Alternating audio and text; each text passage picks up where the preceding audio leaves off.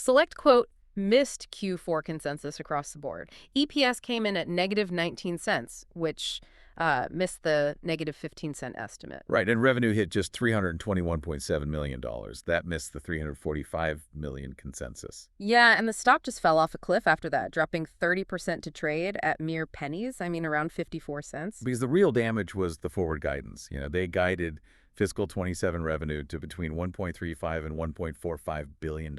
Which is, what, a 14% year-over-year decline? Exactly. It severely misses the $1.65 billion consensus. So looking at the stack of SelectQuote's Q4 earnings reports and analyst notes, our mission today is to figure out if this massive plunge is, a death spiral or the painful beginning of a smart turnaround. Because diving into these notes, management is actually shrinking the business on purpose. Yeah, they really are. It is basically amputating a limb to save the patient. Oh, I like that analogy. So they are sacrificing top-line Medicare Advantage growth to prioritize cash generation and margins. Exactly. Instead of just chasing top-line growth at all costs, they're aggressively pivoting. They're shutting off expensive marketing spend in their senior segment. Right, to let the cash reservoir from their pharmacy business fill back up. That is the perfect way to look at it. If you look at their healthcare services division, specifically SelectRx, it is actually their largest revenue engine now. Oh, wow. Yeah, it brought in $845 million for fiscal 26. That is up 14%. That is huge. And more importantly, they exited Q4 at a $50 million annualized EBITDA run rate. Management even expects margins there to double next year. Meanwhile, I was looking at that senior segment, and revenue fell 4% to $576 million in FY26. Right. Now, they did maintain a really strong 26% adjusted EBITDA margin there, but Yeah. they're deliberately cutting Medicare Advantage policy volumes by like 10 to 15% next year. Yeah, they are. It just seems counterintuitive to shrink a segment with a 26% margin. Yeah. Unless, I guess, the cost to acquire those customers has suddenly become too toxic. That is exactly the issue. The Medicare Advantage market is facing massive carrier volatility right now. Carriers are just pulling back on benefits to hit their own margin targets. Oh, so when carriers offer worse plans, seniors are much harder to convert. You got it. And that spikes SelectQuote's customer acquisition costs.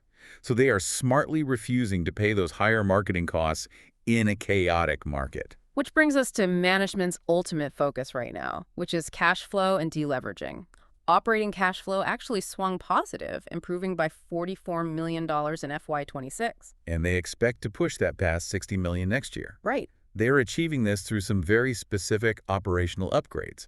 Like they have identified $30 million in AI and automation savings.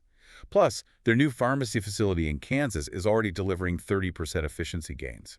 Wait, really? Just from the facility? Yeah. They aren't just working faster, they are automating the physical pill packing and optimizing fulfillment routes, which drastically lowers their per-prescription cost. Okay, well, the automation is great, but I have to push back here.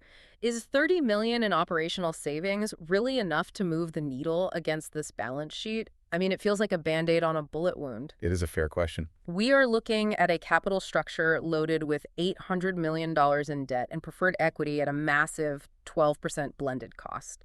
That is $45 million in annual cash interest alone before even touching the preferred dividends. Yeah, and that heavy debt load explains why cash generation is suddenly their absolute North Star. Yeah. They are in a race against the clock. Right. They have to prove this margin expansion can outpace their cost of capital, especially while navigating external headwinds like the Inflation Reduction Act, which is, heavily pressuring top-line pharmacy revenue. Plus, they have that DOJ False Claims Act whistleblower lawsuit hanging over their heads alleging kickbacks. And a looming NYSE delisting threat because the stock has been trading under $1. The external pressure is just suffocating. Which makes their strategic pivot completely critical. They're actively shrinking the top line to survive the bottom line. So here's a final provocative thought for you to take away from all this.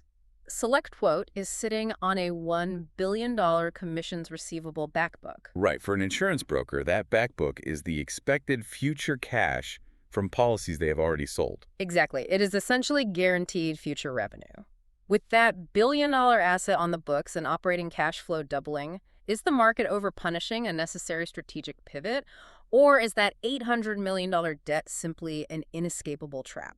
That is the defining question for SelectQuote moving forward. Make sure to follow the show for daily earnings coverage. We will keep bringing you the numbers that matter.